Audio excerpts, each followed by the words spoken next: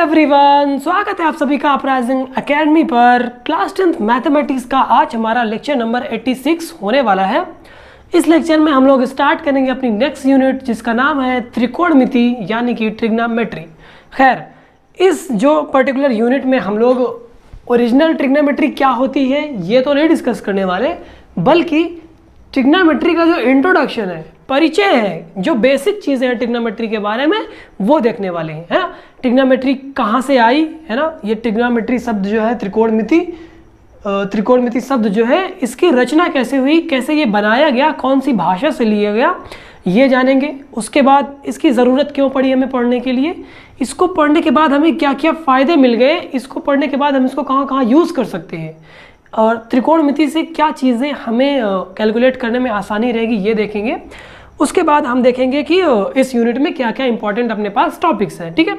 तो सिलेबस का आइडिया तो मैंने यहाँ पे सिलेबस के पॉइंट्स लिख दिए हैं, जो जो मेन पॉइंट्स हो सकते हैं, और त्रिकोणमिति क्या होती है इससे मैं इस लेक्चर को स्टार्ट करता हूँ, ठीक है। तो जैसा कि आप लोग देख ही रहे हैं कि त्रिकोणमिति का इंग्लिश नाम है ट्राइगोनोमेट्री, त्रिकोणमिति। ओके, ये तीन शब्द से मिलकर बना हुआ है। पहला है ट्राई, दूसरा है गॉन, तीसरा है मेट्रॉन। और ये तीनों शब्द ग्रीक भाषा से लिए गए हैं, ठीक है। ये ट्रिग्नोमेट्री तो इंग्लिश वर्ड है, लेकिन ये इंग्लिश वर्ड इन तीनों शब्दों से मिलकर बना है जो कि ग्रीक लैंग्वेज से लिए गए हैं। तो ट्राई का मतलब होता है तीन, गॉन का मतलब होता है भुजाएं या भुजा, मेट्रॉन का मतलब होता है माप। तीन भुजाओं की माप, ट्राइंगल होता है त्रिभुज, उसमें तीन भुजाएं होती हैं, तो उन्हीं तीनों भुजाओं की माप पर ही हम आगे पीछे काम करेंगे।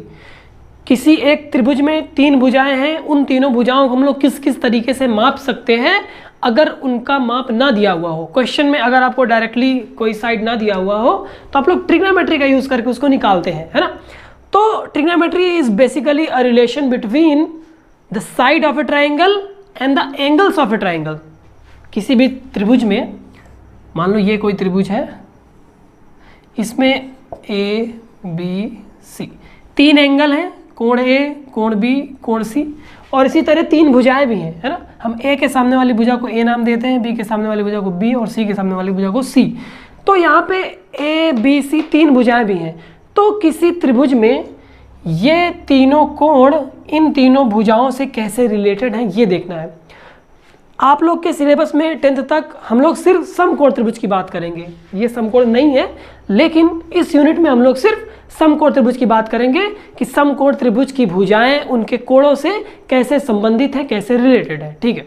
तो ये हो गया ट्रिग्नोमेट्री के नाम का मतलब कि ट्रिग्नोमेट्री की असल में जो ओरिजिन है वो कहाँ से हुई। अब ट्रिग्नोमेट्री का यूज़ हम लोग कहाँ करते हैं। देखो, अगर मैं आपको कहूँ आपके घर के पास एक बहुत ऊंची मीनार है, आपको आपके घर से उस मीनार की दूरी पता है, आप उस मीनार की हाइट बता दो, कभी नहीं हो पाएगा ना। आप लोग बिना नापे उस दीवार की हाइट कैसे बताएंगे, तब तक नहीं बता पाएंगे जब तक आपको ट्रिग्नोमेट्री नहीं आती है। जैसे ही आप लोगों ने त्रिकोणमिति के बारे में सीखा, आप लोग किसी भी बिल्डिंग की, किसी भी मीनार की हाइट निकालने के लिए त्रिकोणमिति का इस्तेमाल करते हैं। कैसे करेंगे, आपको सिर्फ और सिर्फ मान लीजिए ये बिल्डिंग है ऐसे, और आपका घर इस बिल्डिंग से इस पॉइंट पे है, तो इस बिल्डिंग की ऊंचाई निकालने के लिए आपकी और इस बिल्डिंग या इस मीनार के बीच की दूरी पता होनी चाहिए। साथ ही साथ आपका इस बिल्डिंग के जो चोटी से कोण थीटा पता होना चाहिए। ये दूरी मान लो x है, अगर x और थीटा पता है तो आप लोग इस हाइट को आसानी से निकाल सकते हैं using the methods of trigonometry. अब कैसे निकालेंगे इसका स्टडी हम लोग करेंगे अपने लेक्चर्स के अंदर। अपने इस पूरी यूनिट में जब हम लोग टॉपिक्स वाइज पढ़ेंगे तब हम लोग ये सारी चीज़ें देखेंगे, ठीक है।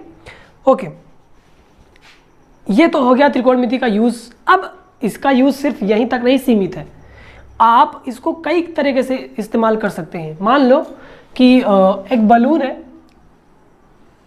एयर बलून आपने देखा होगा, हॉट एयर बलून है ना, जो गुब्बारे रहते हैं जिसमें इंसान बैठ के उड़ता है।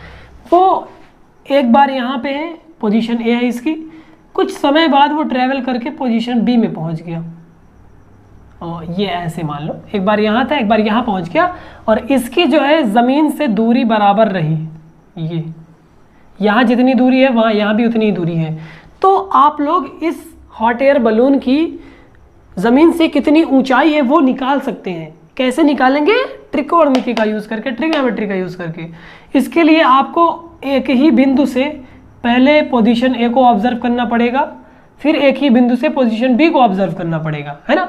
आपको अपनी और हॉट एयर बलून के बीच की दूरी पता होनी चाहिए। एक बार यहाँ से यहाँ तक की दूरी मान लो x, और फिर यहाँ से लेके यहाँ तक की दूरी y, और आपको ये दोनों कोण थीटा और अल्फा पता होने चाहिए, है ना। बस मैं बता रहा हूँ कि क्या क्या टूल आपको लगता है अगर आप लोग त्रिकोणमिति को अप्लाई करना चाहे तो। आपको त्रिभुज बनेगा एक समकोण त्रिभुज, देखो यहाँ पे बन रहा है ना समकोण त्रिभुज, यहाँ भी बन रहा है, यहाँ भी बन रहा है। इस समकोण त्रिभुज में आपको एक कोण पता होना चाहिए, और 1 2 3 इन तीनों भुजाओं में से कोई एक भुजा पता हो ना, तो आप बाकी की दोनों भुजाएं आराम से निकाल सकते हैं। ये है त्रिकोणमिति का यूज़। और भी बहुत सारे यूज़ हैं, वो जब आप लोग डिटेल वाइज पूरा पढ़ेंगे यूनिट तो आपको समझ आएगा, ठीक है। ओके, अब मैं सिलेबस के पॉइंट्स का एक एक करके इंट्रोडक्शन दे दूं तो आप लोगों को ये आइडिया लग जाएगा कि इस यूनिट में हम लोग को बेसिकली क्या क्या चीज़ें पढ़नी है, ठीक है। ओके,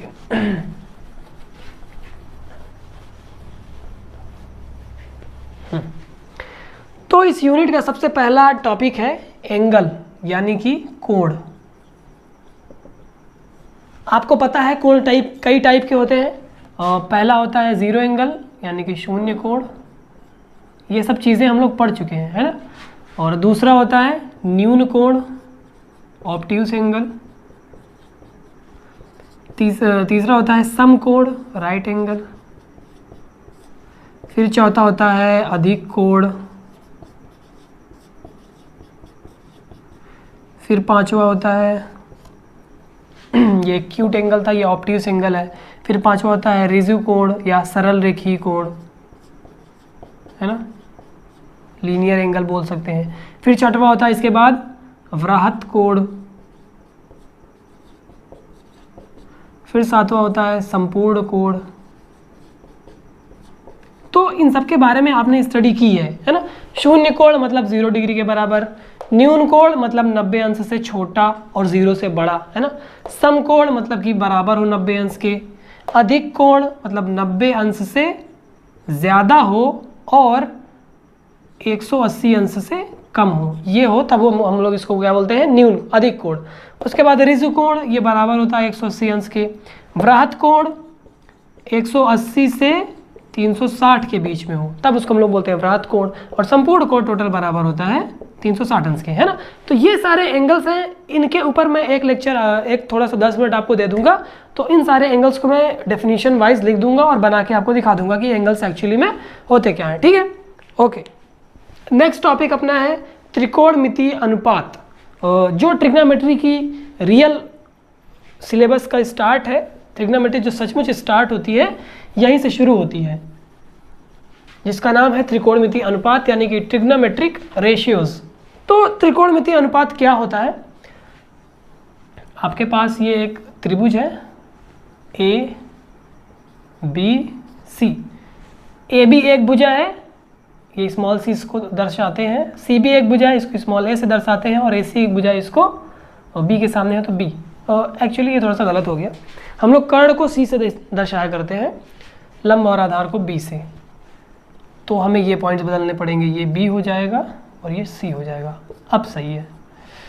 तो किसी भी समकोण त्रिभुज में 3 भुजाएं और 3 कोण होती हैं। एक कोण 90 अंश होता है और बाकी 2 कोण न्यून कोण होते हैं। तो इस समकोण त्रिभुज में जो त्रिकोणमितीय अनुपात का मतलब ये है कि हमें इस समकोण त्रिभुज की भुजाओं का अनुपात देखना है। कभी हम b का अनुपात a से लेंगे, कभी a का अनुपात c से लेंगे, कभी b का अनुपात c से, कभी c का अनुपात b से। ऐसे ऐसे हम लोग चेंज कर करके भुजाओं का अनुपात लेंगे और अनुपात लेने के बाद उनको हम लोग कनेक्ट करेंगे sine, cos, tan, cosec, cot, cosec, sec, cot. ये 6 बेसिक ट्रिग्नोमेट्रिक फंक्शन होते हैं। इनका हम लोग रिलेशन देखेंगे भुजाओं के अनुपात से। कौन सा फंक्शन किस अनुपात से रिलेटेड है वो हम लोग देखेंगे डिटेल में। इसको हम लोग बोलते हैं ट्रिग्नोमेट्रिक रेशियो यानी कि त्रिकोणमिति अनुपात। इसके बाद अपना क्या आता है, किसी समकोण त्रिभुज में लंब, आधार और कर्ण क्या होते हैं, ये तो आपको पहले से पता है।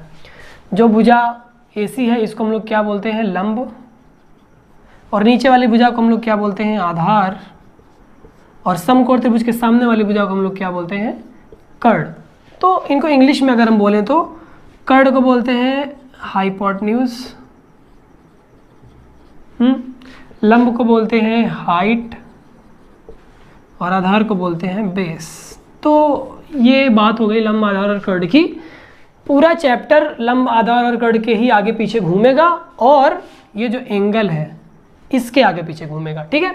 तो इस पूरे चैप्टर में हम लोग इन ट्रिग्नोमेट्रिक फंक्शंस का इन लंब, आधार और कर्ण के अनुपात में जो भी रिलेशन है वो हम लोग देखने वाले हैं, ठीक है। इसके बाद आता है त्रिकोणमिति अनुपातों के चिन्ह, साइन। कब कोई ट्रिग्नोमेट्रिक रेशियो मतलब दो भुजाओं की माप का अनुपात कब पॉजिटिव होगा, कब निगेटिव होगा, ये डिसाइड होगा थीटा से।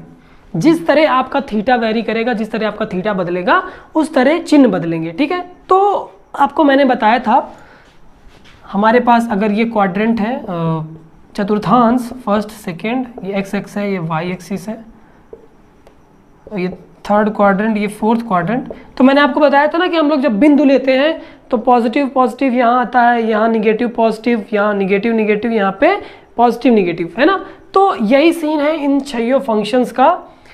कौन सा फंक्शन किस चतुर्थांश में पॉजिटिव वैल्यू देगा, किस चतुर्थांश में निगेटिव वैल्यू देगा, ये हम लोग डिसाइड करेंगे। यही होता है त्रिकोणमितीय अनुपातों के चिन्ह का मतलब, है ना।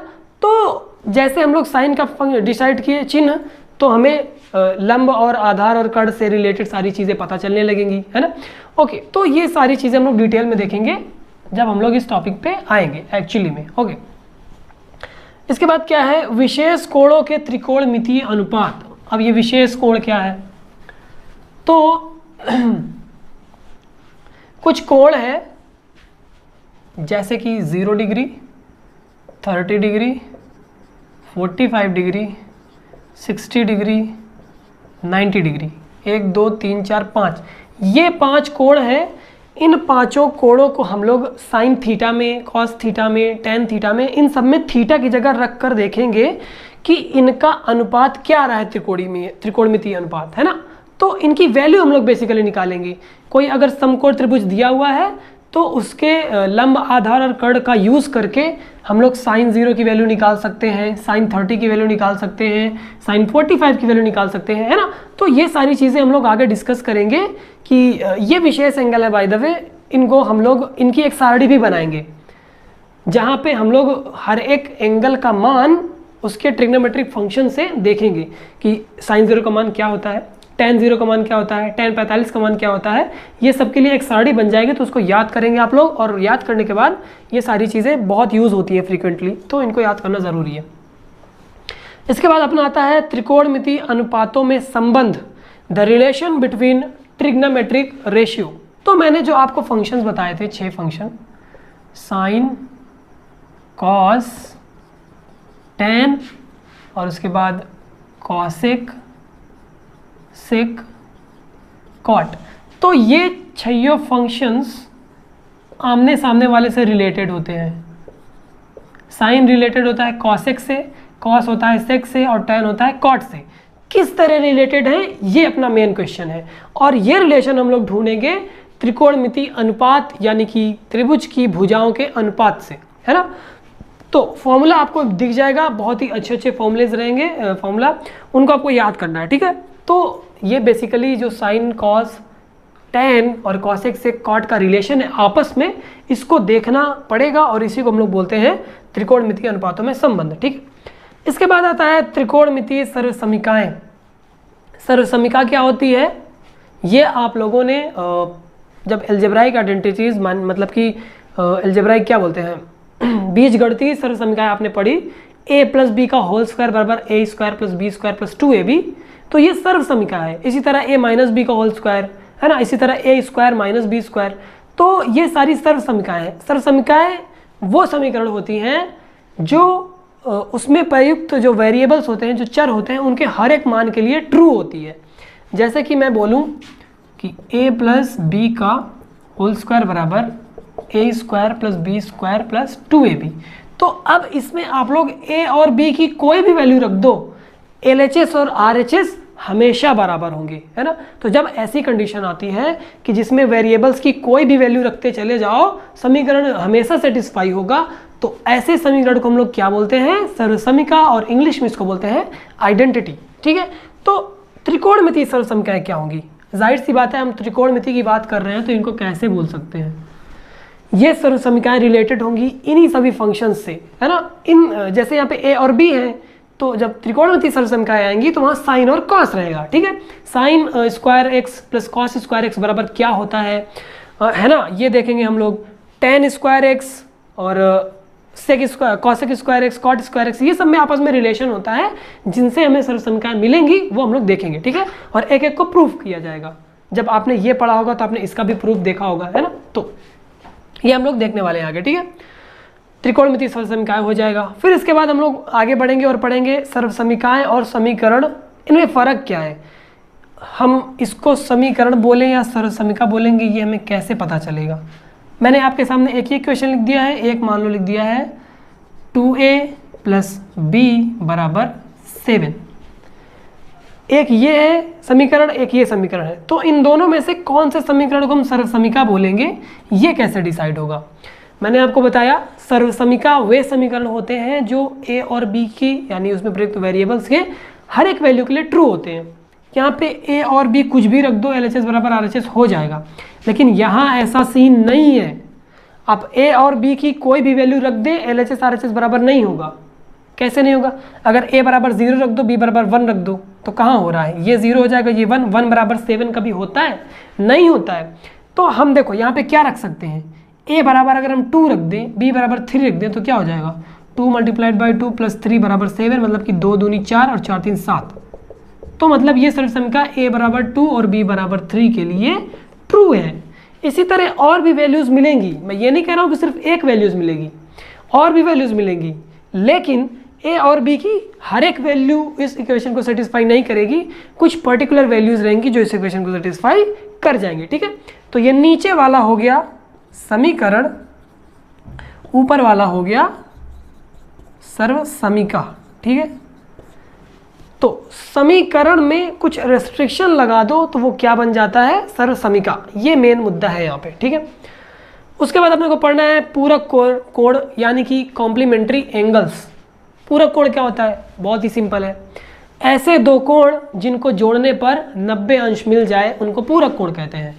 फॉर एग्जाम्पल 50 में 40 जोड़ दो तो क्या आ जाएगा? 90 अंश। तो 50 और 40 एक दूसरे के पूरक कोण है। समझ आई बात?